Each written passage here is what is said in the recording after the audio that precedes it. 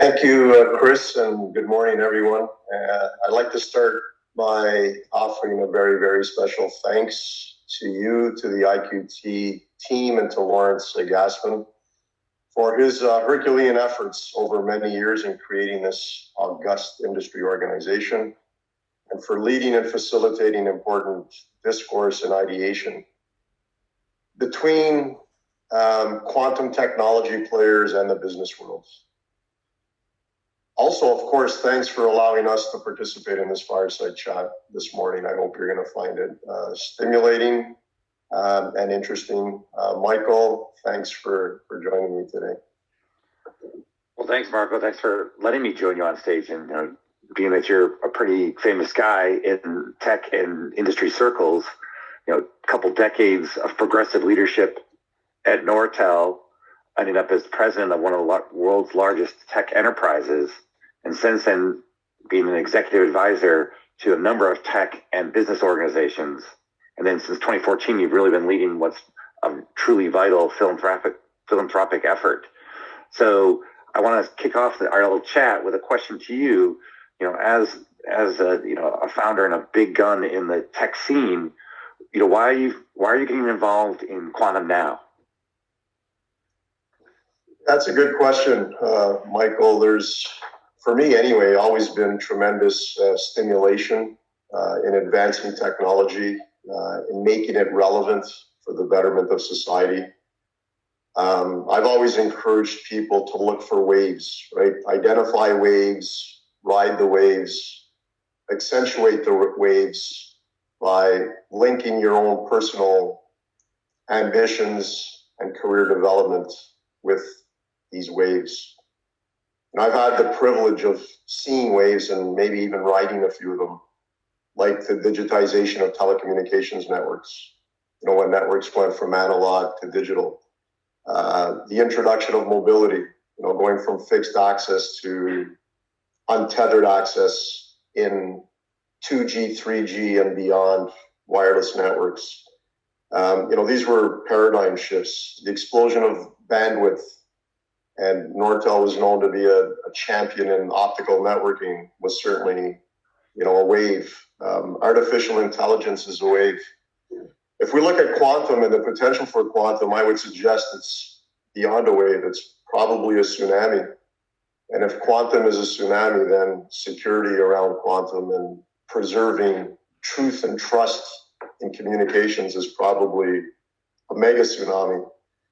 So, I think it behooves people like me and others that, want to contribute and leverage past experiences to better society, to get involved. So that's why I decided to opt in, and I thank Quantropi and the team for allowing that to happen.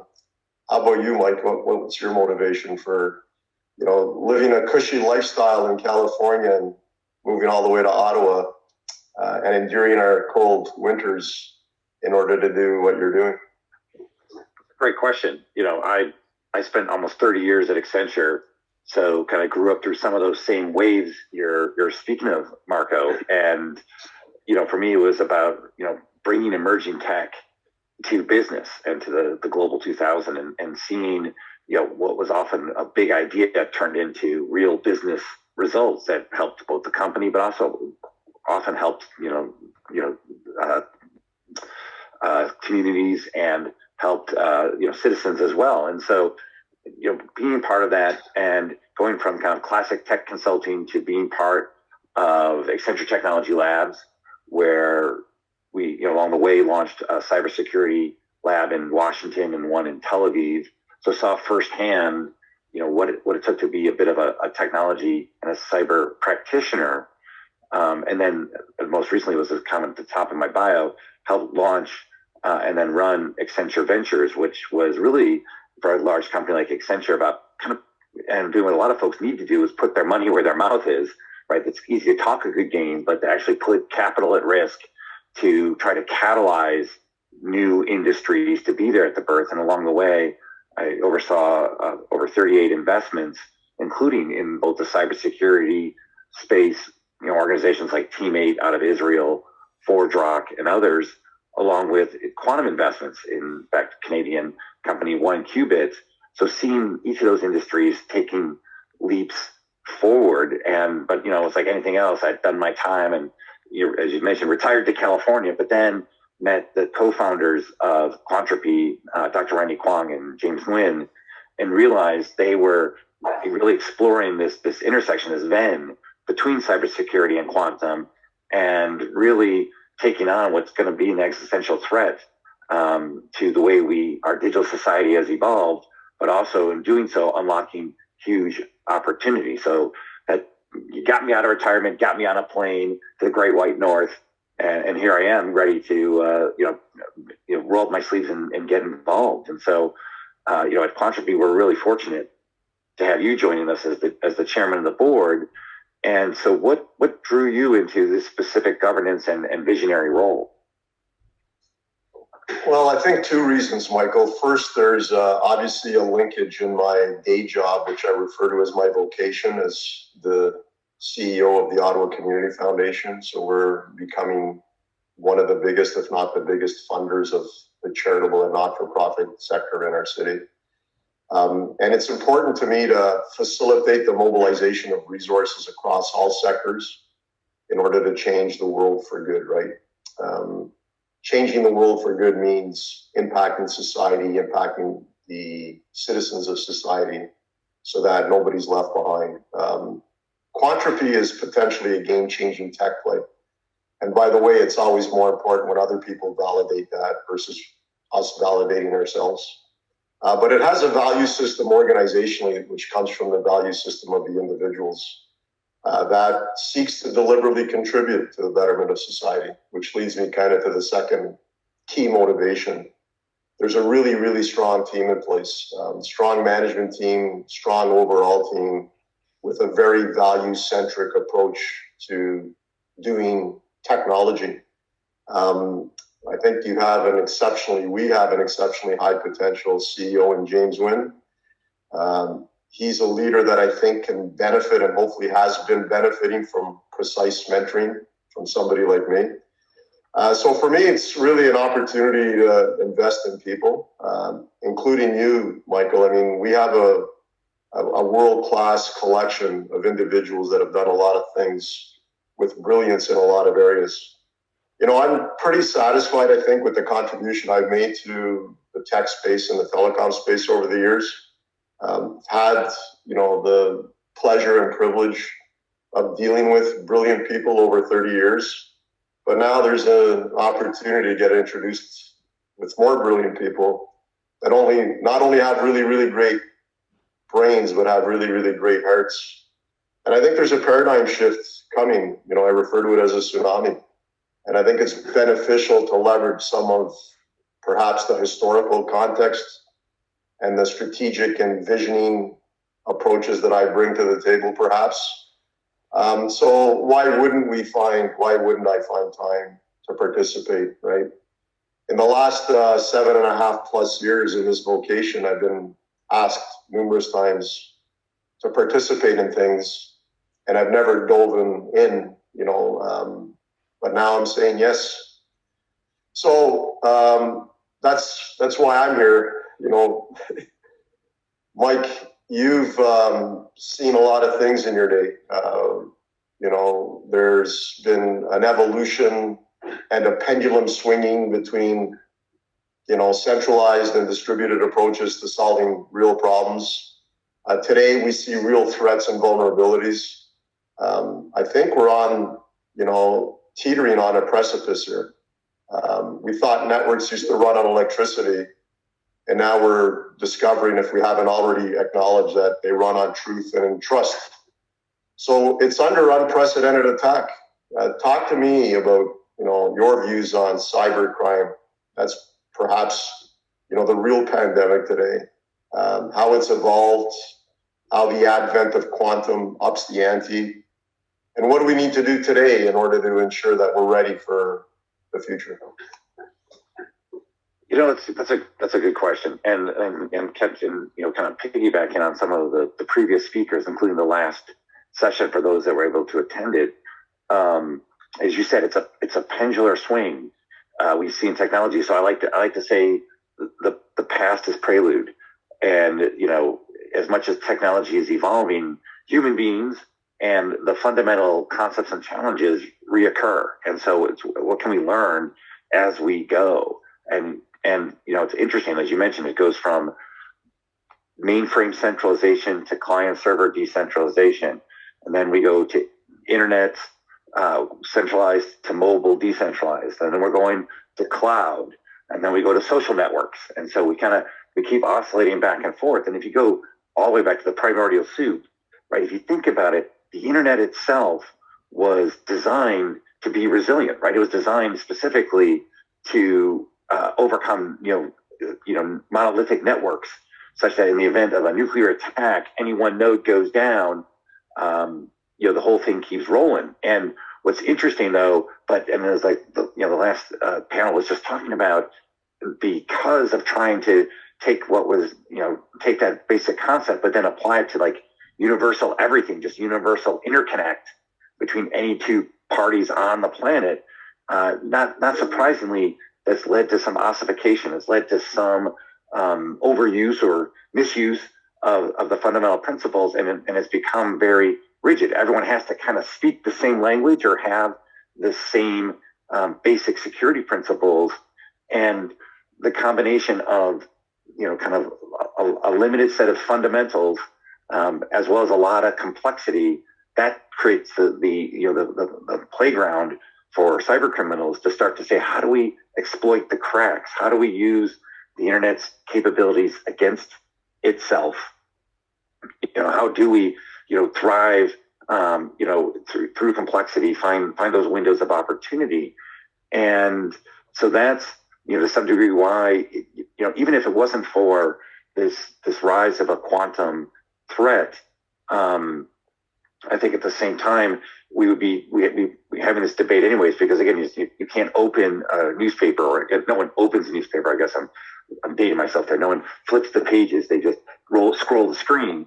But as they're reading anything, any news feed that you get, there's always a story almost every day of yet another attack, and so that's really the grand challenge. And then in comes our friend quantum, and just because of the fact that it's going to unleash new computational superpowers, it's just going to pour gas on a burning fire.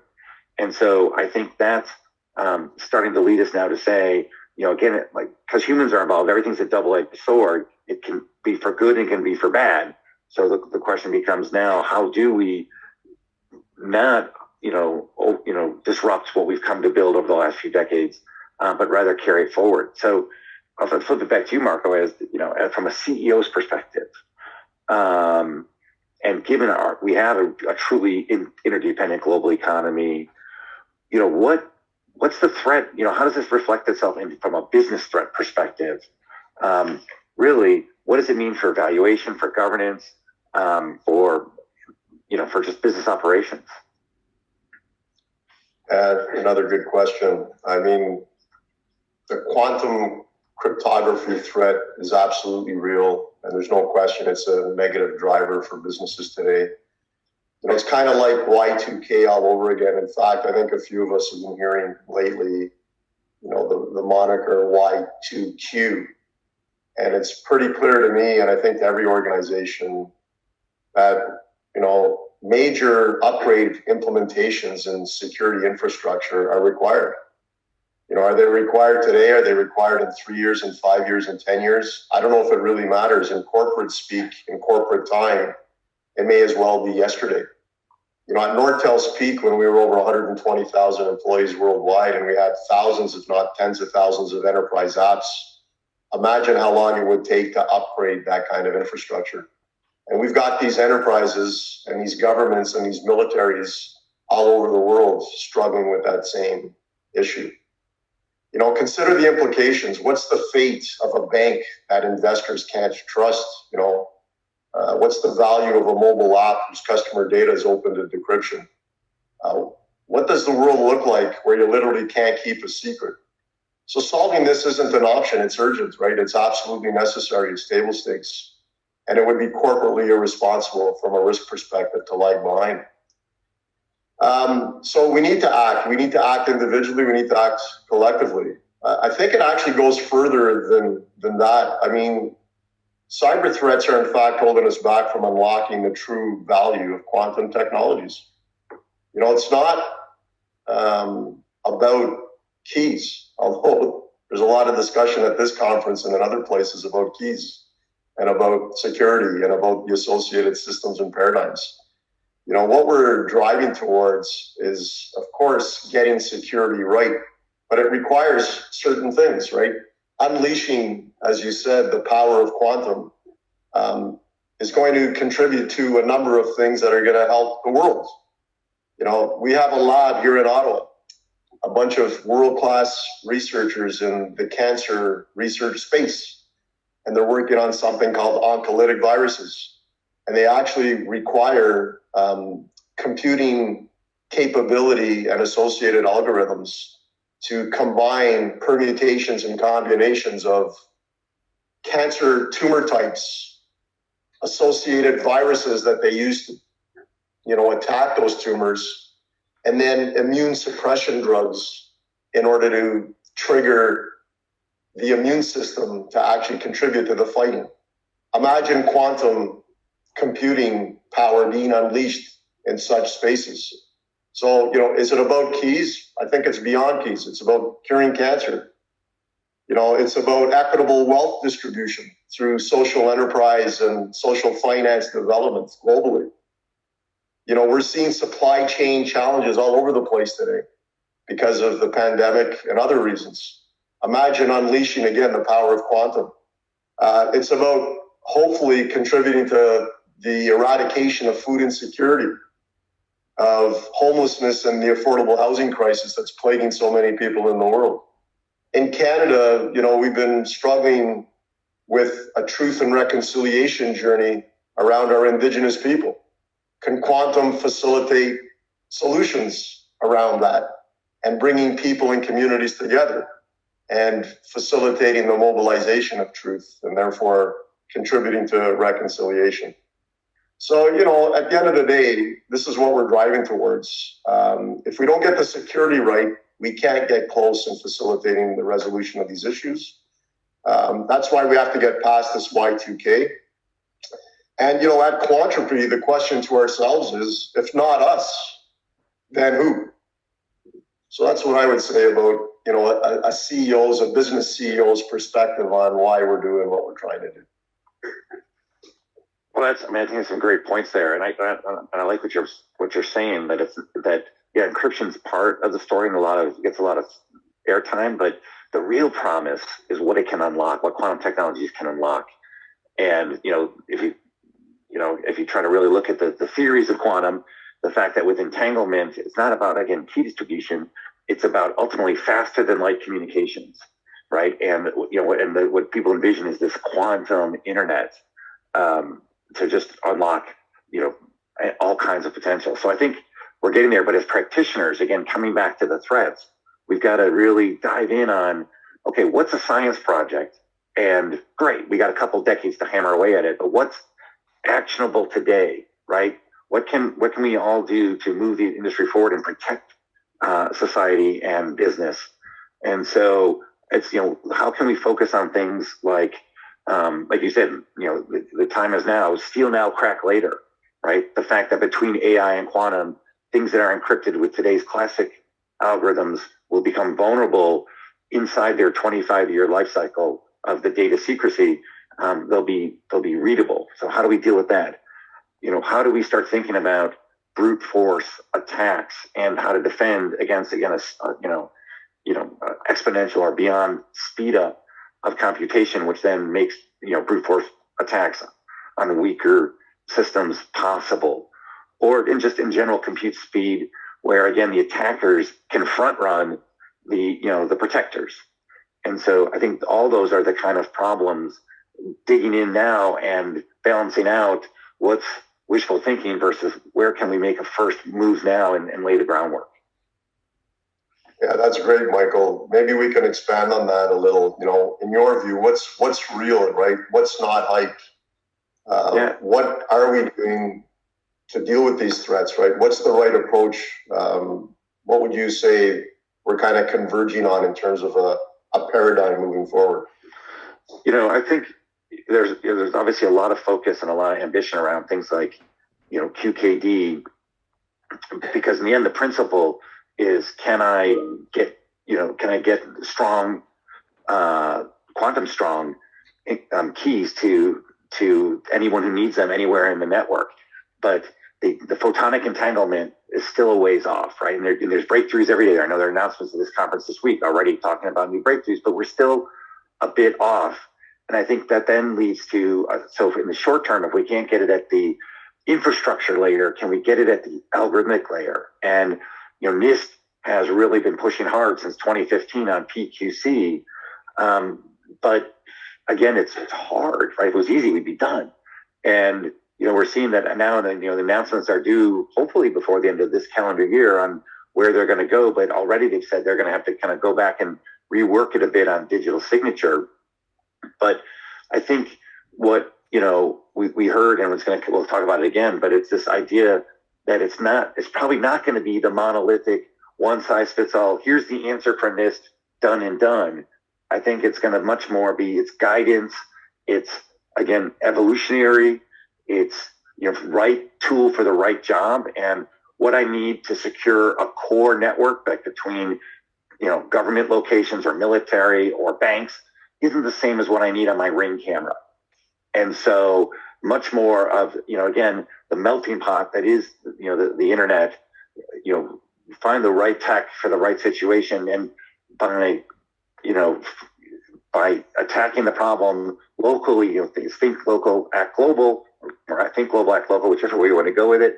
But every place you improve the security posture, again, it's the herd immunity. It's creating that overall effect. And so it's kind of, instead of trying just to solve, internet world hunger, it's really, or cryptographic world hunger. It's more, let's just solve actionable problems in a way that companies can adopt it right now. So we've got 3 minutes left. Maybe what I'm hearing here is only quantum can fight quantum. So maybe a quick take on Quantropy's approach to doing this, Michael, and then maybe we'll run to the paradigm, discussion really quickly so that we can leave the audience with some things that are hopefully food for thought. I think in the end, that's a great segue. And I think in the end, I don't think our take is unique, but we really believe, and again, based on some of the vision you've helped share with us, that when we think about preserving truth and trust, we want to think about it as a paradigm, as holistically, and ultimately, you need the holy trinity, if you would, of cybersecurity, of cryptography, to really have a complete solution, and that's trust, uncertainty, and entropy. Trust, which is asymmetric encryption. How do I establish trust between any two parties at any time, right? Because that's the start of any digital engagement. And then uncertainty, right? How do I push all the uncertainty to the attacker so that between the trusted parties, you can read and interpret and share data, but the attacker can never access that information. And then entropy just comes back to good old strong keys, right? Unguessable, unfactorable. It just comes down that there's not enough time left in the universe to ever guess the key. And only when you have all three operating at a strength that can resist both classic and quantum attacks, trust, uncertainty, entropy are true. You've got true security. You've got a complete system. You can fit it into the operating environments, to the networks, to the classic and to the future quantum infrastructures. Now you've got a complete vision and a complete capability that should withstand the test of time and the speed ups and the new attack vectors that we're about to see. Yeah, so one of the things we talk about, and maybe we'll wrap up on this point, is that we believe here at Quantropi, it's more about a platform. It's more about, a paradigm than it is about a particular, product or set of products. And, our platform play is really about embedding as many of the common capabilities within the platform and then facilitating agility to add, market segment specific, customizations or applications on top of that platform. For us, I think the notion of this is beyond a product, it's truly a paradigm. It includes things like preserving network and capital investment, right? It includes things like preserving the present mode of operation for those that are going to be, enabling and ultimately mobilizing these capabilities. It's about, disruption and innovation and recognizing that nobody has the luxury of starting with a blank sheet of paper, that we have to fit within today's infrastructures and operational paradigms. And I think it's about avoiding seductions, right? Not being impulse responsive to the tech bell and whistle of the day or the market impulse of the day. It's to really take the time to read where the market is going and ultimately be, agile and responsive enough to contribute in the lowest hanging fruit opportunities as much as possible. So maybe a final word from you, Michael, on, what does this all mean for the audience, and what is some food for thought we want to leave them with? Yeah, I think you nailed it, but it comes back to, and we just heard the previous speakers talk about this, again, it sounds like buzzword bingo, but crypto agility, it's again, getting away from anything monolithic. It's getting to heterogeneous, it's getting to hybrid, and as a result, being dynamic and flexible and resilient against, current and future attacks. Again, we can find the pattern, right? The reoccurring pattern. Just look at the world around us, going from the fossil fuel economy to the electric economy, right? That's going to take a lot of time, as we've had 100 years to build up the fossil fuel based energy sector, and now we're going to electric to fight climate change. And so we're going to go from classic internet to quantum internet. We're going to go from classic encryption to post-quantum cryptography, but on an accelerated basis. But it's not rip and replace. It's got to be 1 foot in today, 1 foot in tomorrow. Start with business value. Start with the addressable space. Grab technology you can deploy, because every defense in depth. Each layer you add strengthens in the position, wards off the threat, pushes the cost to the attacker, so we have time to breathe and time to get to that state when it's all been revolutionized and we've evolved into that new modern infrastructure. And you even saw it with networks and mobile. We didn't go from 1G to 5G in a week, right? It took a couple iterations and a lot of build out, but by layering it on top, we saw the benefits along the way, kept the momentum, it kept economies and GDP growing. And I think that's the golden opportunity to be visionary but pragmatic every day of the week to really usher in this next quantum era. Fantastic. Visionary but pragmatic. Revolutionary results in an evolutionary kind of a way. So thank you, Mike. I'd like to close by mentioning that our CEO, James Wynn, and our VP of Business Development, Raj Narula, are at the conference there in New York, and they're wearing these very beautiful purple Quantropi hoodies. So feel free to engage them directly. Mike, any final words? I think we're wrapping up here. Well, the only thing I'd like to comment on, since James and Raj are there in the audience, we want to make a special announcement here at IQT, which is that Quantropi's platform, Keyspace, is now available for commercial deployment. That anyone there at the conference, if you want to either talk to James and Raj or visit our website at quantropi.com, you can contact us and you can get access to our quantum cryptography suite. And we're really excited to make that available as of this conference for participants and beyond to get access to what we believe is true quantum security.